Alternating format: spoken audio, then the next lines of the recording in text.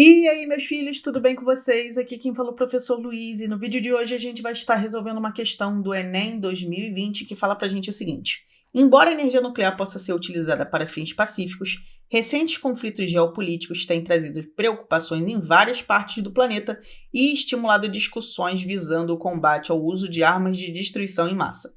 Além do potencial destrutivo da bomba atômica, uma grande preocupação associada ao emprego desse artefato bélico é a poeira radioativa deixado após a bomba ser detonada. Qual é o processo envolvido na detonação da bomba? Então vamos lá, gente. Existem dois processos principais envolvidos, nessa questão, e é a fissão nuclear. A fissão nuclear vai estar associado a núcleos instáveis, muito grandes. Então a gente vai colocar aqui fissão nuclear. Quando a gente pensar em fissão nuclear, você vai pensar em núcleos instáveis, que são os elementos lá da tabela periódica, lá do final, urânio, plutônio e etc. E a gente vai ter aí, a fusão nuclear. A fusão nuclear, ela vai estar associada a núcleos pequenos, partículas pequenas. Então, vou colocar aqui, entre aspas, núcleos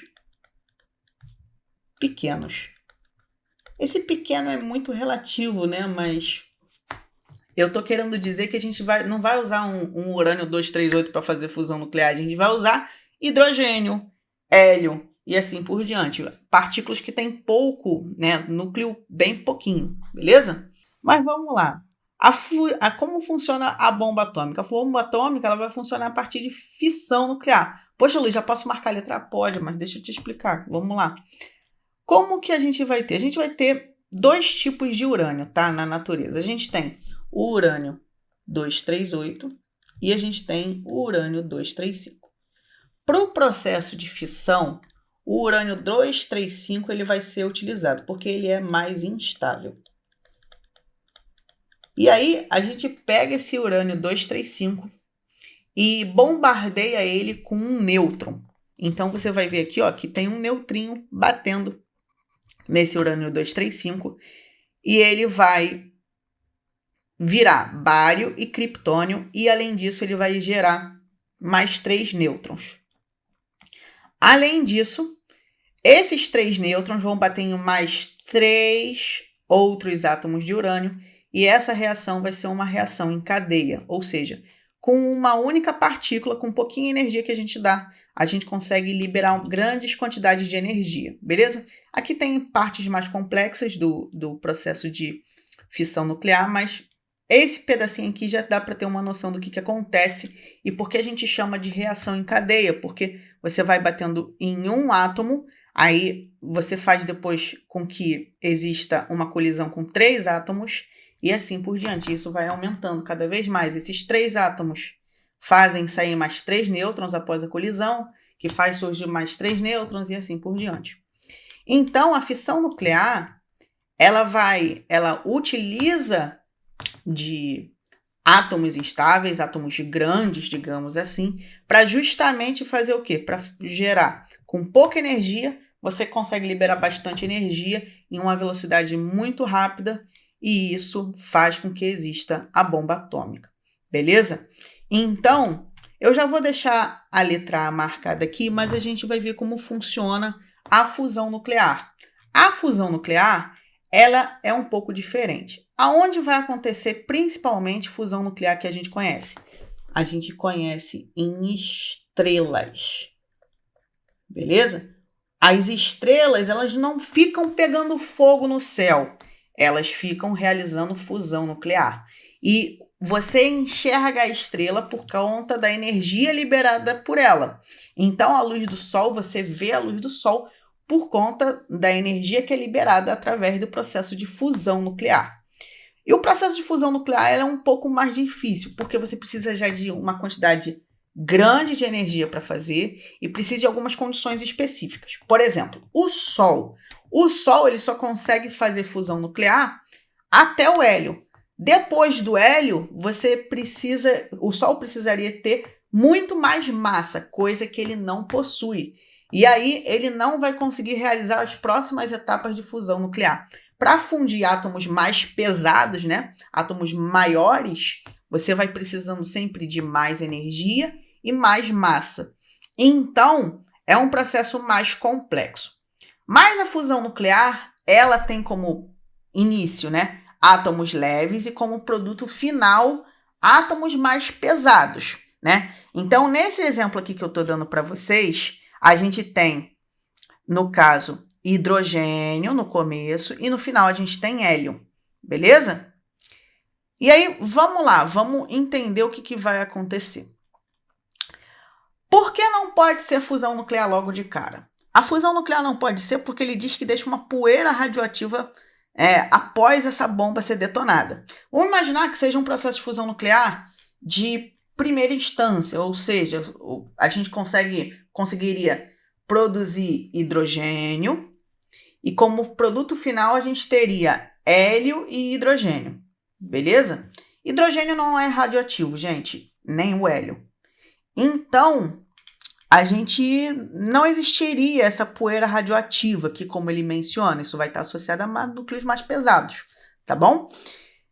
Como que vai funcionar essa fusão nuclear? Essa fusão nuclear, ela funciona da seguinte maneira. Você vai ter aqui, ó, 2 hidrogênios, tá bom? Isso aqui é hidrogênio, hidrogênio. Eu vou fazendo a associação do desenho com a equação química para vocês entenderem. Então, a gente tem aqui 2 hidrogênios, ó. Desse lado, 2 hidrogênios. E aí, quando você junta eles, você forma um pósitron. O pósitron é a antipartícula do elétron. Você pode entender que é um elétron com carga positiva. E você vai ter energia sendo liberada juntamente com raios gama, beleza? Então, a gente vai ter aqui neutrinos saindo, são um outro tipo de partícula, e a gente vai ter energia sendo liberada nessa situação. O neutrino está aqui, tá, gente? É esse Vzinho aqui que foi escrito na imagem. E esse carinha aqui é o pósitron, é o elétron positivo, tá bom? Vamos lá. Você faz isso nos dois lados. Por que nos dois lados? Porque essas reações depois elas precisam se juntar no final para formar a última reação de fusão nuclear. Agora, a gente vai ter um outro isótopo do hidrogênio. Esse isótopo ele vai ter um número de massa 2, porque ele vai ter um nêutron. Ele vai se juntar com outro próton, e aí a gente vai ter a formação de quê? Energia de novo e liberação de um outro neutrino. E aí a gente vai ter o seguinte, ó, hidrogênio, esse aqui é o hidrogênio, esse aqui é o outro isótopo que tem um nêutron, e aí quando eles se juntam, eles vão formar hélio. Esse hélio, ele vai ter 2 prótons, ó, 2 prótons e um nêutron, de modo que o número de massa dele seja 3. E aí, no outro lado da cadeia vai acontecer a mesma coisa, de modo que quando encontrar esse hélio e eles fundirem, a gente vai formar um hélio, um gás hélio normal, estável, e a gente vai ter 2 hidrogênios também estáveis, né? Por que estável? Porque ele não tem um número de massa maior do que o normal, ele não é nenhum tipo de isótopo, nem nada do gênero. Então, o produto final dessa cadeia é justamente gás hélio, digamos assim, e hidrogênio, gás hidrogênio. Além disso, a gente tem energia sendo liberada. A quantidade de energia da fusão nuclear, ela é muito grande, tá? Mas, a bomba de hidrogênio que já produziram, também é feita a partir de fusão nuclear, só que não pode ser nessa situação da bomba atômica porque ela não deixa poeira radioativa, justamente porque hélio e hidrogênio não são radioativos, beleza? Então, fusão nuclear não pode ser. E bem, como que a gente vai excluir as outras opções? As outras opções, elas descrevem possíveis reações que podem estar associadas à bomba atômica. E por que elas estão erradas? Porque a gente viu que, por exemplo, decaimento radioativo do carbono, isso vai estar associado ao carbono 14, isso é um processo mais natural, e isso vai estar associado mais aquele negócio de você descobrir um fóssil, descobrir a idade daquilo.